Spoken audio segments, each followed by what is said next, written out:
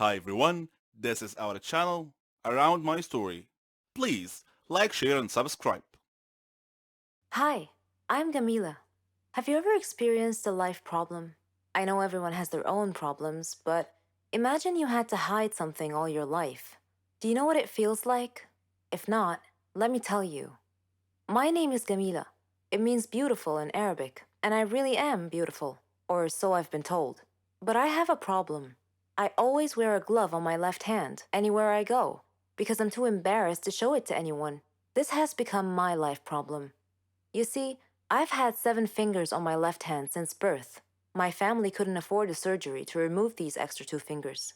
It would have cost a lot of money, and I would have had to travel abroad because we didn't have clever doctors or good hospitals in my area. So I've been wearing a glove on my left hand since I was young as a temporary solution for this problem. People always ask me about the glove, but I never answer. I just say that my fingers get cold. You would see me in the summer wearing a short, sleeveless blouse and a glove on my left hand. There were a lot of things I had to give up because of my hand. Once, I wanted to play gymnastics. My mom was okay with it, so I went to many places to train, but they all refused to accept me because of my 7 fingered hand, which they considered to be a problem. At school, my classmates would laugh and ridicule me a lot, so I never had a lot of friends, just a few. I got into the college of my dreams. I thought that people might stop this bullying, so I considered taking off the glove. But I was afraid, because I was going to join a new society, so I didn't. I went with the glove instead. I was surprised at the amount of bullying at college, more than I had ever seen. It was a good thing that I decided to wear my glove. There were a lot of bullies there. Then, something happened. It became a turning point in my life. One time, while I was standing and speaking with my friends, one of them suddenly pulled off my glove. This glove was old and wasn't very tight on my hand. I had been intending to buy a new one after school, but they all discovered my secret. Some were astonished, while others started making fun of me and bullying me. I stopped going to university for a whole week. People blamed me for something that wasn't my fault, but that was the story of my life. If I hid away now, I'd be in this mess forever.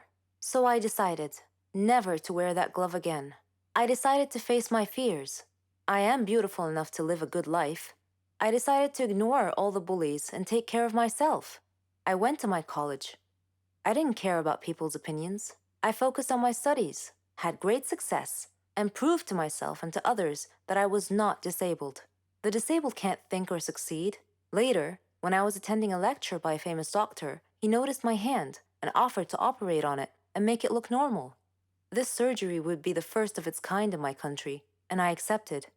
When I saw my hand after the surgery, I couldn't believe myself. Bullying can ruin people's lives, but as they say, no one can make you feel inferior without your consent. Hello, my name is Kate. Now I'm going to say this. I am by no means a saint, and the only reason I brought this up is later in the story. So, I dated this guy in high school for 2 years. He was the love of my life, and I planned on marrying him. His dad became super controlling, and eventually he forced us to break up. He immediately got into a relationship with another girl, and I moved on. Later on, I met this guy who we will call Max, and he was a mix between country and scene. He liked artists like Lil Peep and also was in love with horses. He had a girlfriend who lived across the country, but we stayed friends. They eventually broke up, and naturally, we both grew closer. Dear God, I regret ever saying yes to going out with him. The first 2 months, they were constant fighting. He wanted us to visit his ex girlfriend because she was failing college and addicted to coke while we were together. He would sometimes text her while he was at my house or while we were at dinner, but eventually he quit. The next few months were okay at best. He would constantly start fights with my male friends and even assumed I was cheating on him with one friend who at the time did have a crush on me. But I'm a very loyal person who went as far as to put more of my time into hanging out with my boyfriend than my friends. Eventually, we went on a cruise and he got high with a group of girls and kissed one of them. I cut it off and went on to date others. So, he texted me 3 months after breaking up, saying he wants to talk and apologize for what he did. I was still in love with him, so I agreed and we set up a time for when he could come over. I knew instantly when he pulled into my driveway that I was going to regret ever responding. There was no hug, no I miss you, none of that. Instead, he walks up to me, looks me in the eye, and says, I want to get this out of the way. I've dated a lot of people since we broke up. Yeah, nothing wrong with that. I mean, I did the same when we broke up. So I kind of agreed to being just friends and never go back to talking about getting back together for now. But then comes the bullshit. He calls me one night and says, Hey, I want to get back with you. Because honestly, wandering around is boring, and I don't want to jump into things instantly. And I was wondering if dating without labels would be okay with you. When I asked him to elaborate, he replied, as in, I can still go to dinner with other girls, you can go to dinner with other guys, and we'll see what happens. Needless to say, I hung up without saying a word. Told him thanks, but no thanks. You are not who you used to be, and I'm not interested anymore. Bonus chapter. He stopped a few weeks, but he would periodically send me pictures of him at parties or on dates with other girls or pictures of his private areas. Anyways, ever since he has been blocked on everything, but I just thought I would share this with you. This is a shout out to every girl out there. Please find someone that's worth your love and affection, not someone who wants to play with it. Hello, my name is Brenda, and this is how I embarrassed myself when I was about 14 years old. Before I tell you my story, let me highlight a few points. All teens experience some amount of anxiety at times. It is actually a normal reaction to stress, and sometimes it even helps them deal with overwhelming situations. For many teens, things like public speaking, final exams, or even going out on a date can cause feelings of anxiety. For some teens, however, anxiety can go beyond these typical symptoms to negatively affect friendships, participation in activities, and even their schoolwork. And do not get me started on how being a teenager is made of the devil's blood.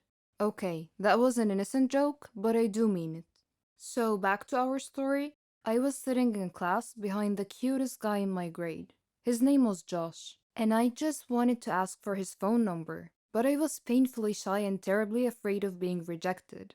But it was almost time for the school dance. I wanted to go with him, but there was no way on earth I could have done it face to face. I tried to talk myself through the anxiety and convinced myself to actually go through with it.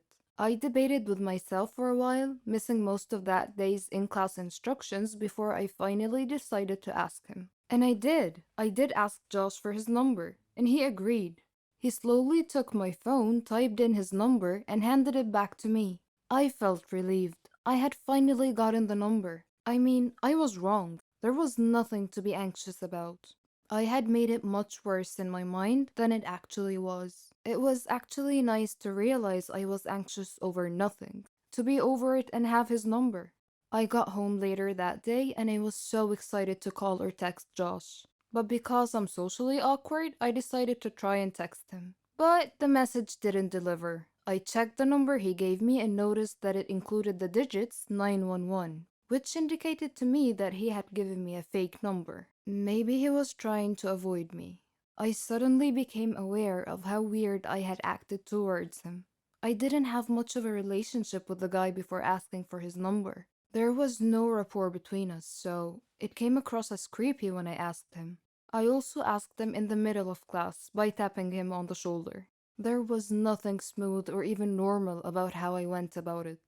I hadn't acted immoral, but it was painfully awkward, socially inappropriate, and thus doomed to fail. The encounter was painful, but from it I suppose I learned some lessons on how to appropriately socialize. I also learned that it is incredibly easy to miss obvious signs that other people are giving you when you're anxious, because you're so absorbed with yourself that you miss social cues.